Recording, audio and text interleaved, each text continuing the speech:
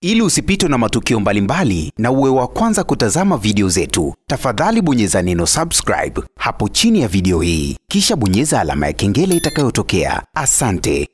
Wengi tumeshuhudia sakata zima la msanii Ibra kutokea katika lebo ya Konde Gang baada tu ya kuanika machafu yote ya msanii Harmonize ambayo amekuwa akimfanyia katika lebo hiyo ya Konde Gang. Msanii Ibra alianika waziwazi kuwa msanii Harmonize kuna kipindi alimuomba amsaidie hela ya kodi ya nyumba na Harmonize akamuita nyumbani kwake, lakini baada ya kumuita nyumbani kwake msanii Ibra alidhani kwamba amepata msaada kwa bosi wake, lakini unaambiwa ilipofika majira ya usiku msanii Harmonize akamuita Ibra chumbani kwake na akataka kumfanyia yale mapenzi ya jinsia moja, na Ibra aligoma moja kwa moja na kuamua kuondoka kabisa katika nyumba hiyo ya msanii Harmonize na akaamua kuitunza tu hiyo siri na wala hajawahi kabisa kuanika kwenye mitandao ya kijamii. Lakini baada ya kufarakana na msanii Harmonize, msanii Ibra akaamua kuongea waziwazi kwenye mitandao ya kijamii ni kitu gani ambacho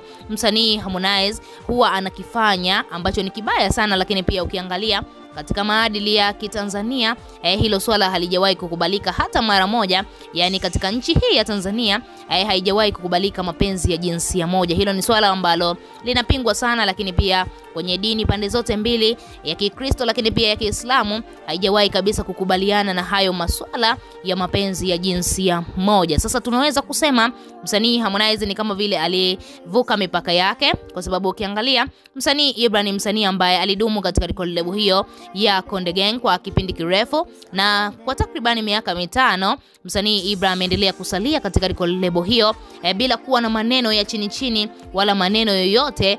Ukiangalia msanii Angela aliondoka katika lebo ya Konde Gang na kuongea mambo mengi sana na kudai kuwa Ibra atakapoondoka katika lebo hiyo basi watu watakuja kuelewa ukweli nini ambacho msanii Harmonize amekuwa akikifanya kwa wasanii wake ambao anawasajili katika lebo hiyo ya Konde Gang. Sasa baada ya hizo tetesi kusambaa kwenye mitandao ya kijamii zikionyesha waziwazi msanii Harmonize na michezo michafu, bana msanii Diamond Platnumz ameamua kuingilia kati swala hili na kudai kuwa kitu ambacho kimemuumiza zaidi ni kwamba Ibra amemfichia hiyo siri msanii Harmonize kwa kipindi kirefu sana. Ukiangalia ni takribani miaka 5 Ibra ameendelea kukaa na hiyo siri na mpaka kuja kuiongea kwenye mitandao ya kijamii, basi unaweza kuona ni kwa namna gani amekasirishwa kweli na tabia ya msanii Harmonize ambayo amekuwa akimfanyia. Sasa msanii Diamond Platnumz ameandika kupitia page yake ya Snapchat, ameandika ujumbe unaosema, imenishangaza sana kusikia Harmonize anapenda wanaume wenzake.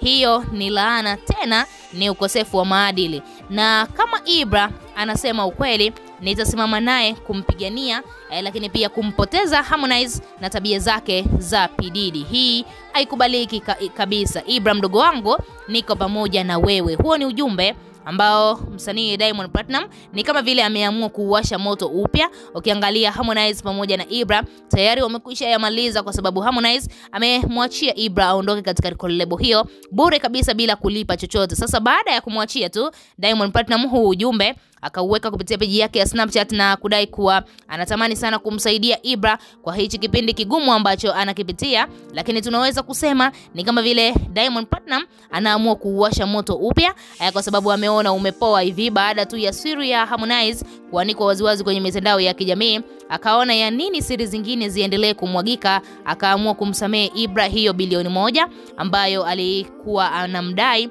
lakini pia akaamua kusafisha mambo yote au kumsamehe Ibra kwa yote yale ambayo amemfanyia na kumwanika kwenye mitandao ya kijamii. Wewe kama shabiki unalipi la kuzungumza? Unafikiri msanii Diamond Platnumz ana nia gani na msanii Harmonize mpaka kuamua kuanzisha huu ugomvi upya? Na ukiangalia Harmonize tayari alikwisha umaliza na msanii Ibra. Tuachie maoni yako, lakini pia nikumbushe ambaye bado subscribe chini ya video hii ili uweze kuwa mtu wa kwanza kupata habari zetu za kiburudani ambazo zinakiki na kumake headline ndani na nje ya nchi ya Tanzania. Niseme tu bye bye mpaka wakati mwingine, ama ciao.